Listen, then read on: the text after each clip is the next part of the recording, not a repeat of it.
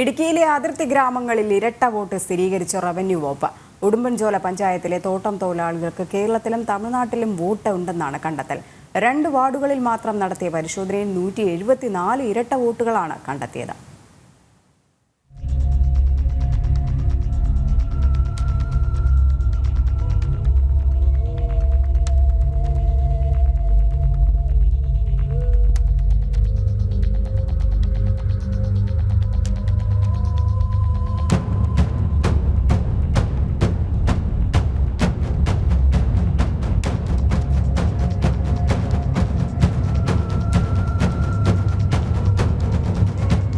ഇടുക്കി ജില്ലയിലെ അതിർത്തി മേഖലകളിൽ വ്യാപകമായി ഇരട്ട വോട്ടുകളുണ്ടെന്നാണ് കണ്ടെത്തൽ.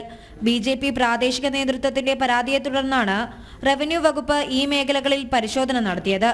ഉടുമ്പൻചോല പഞ്ചായത്തിലെ 6, 12 വാർഡുകളിലെ 174 പേർക്കാണ് ഇരട്ട വോട്ടുള്ളതായി കണ്ടെത്തൽ. ഇടുക്കിയിലെയും തമിഴ്നാട് തേനി ജില്ലയിലെയും വോട്ടേഴ്സ് ലിസ്റ്റ് കേന്ദ്രീകരിച്ചായിരുന്നു പരിശോധന.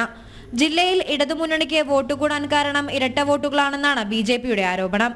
BJP ഉടുമ്പൻചോല പഞ്ചായത്ത് കമ്മിറ്റിയുടെ പരാതിപ്പുറത്ത് ഉടുമ്പൻചോല പഞ്ചായത്തിലെ 2 വാർഡുകളിൽ 6ഉം 12ഉമായി 200ഓളം വ്യാജ വോട്ടുകളാണ് കണ്ടെത്തിയിട്ടുള്ളത്.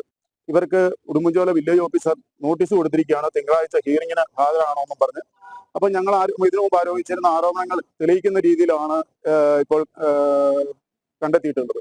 ഇതുപോലെ ഇടുക്കി ജില്ലയിലെ 3 മണ്ഡലങ്ങളിൽ ആയിരക്കണക്കിന് വ്യാജ വോട്ടുകളുണ്ട് എന്ന് BJP ഇതിന് ശക്തമായി പറയുന്നു.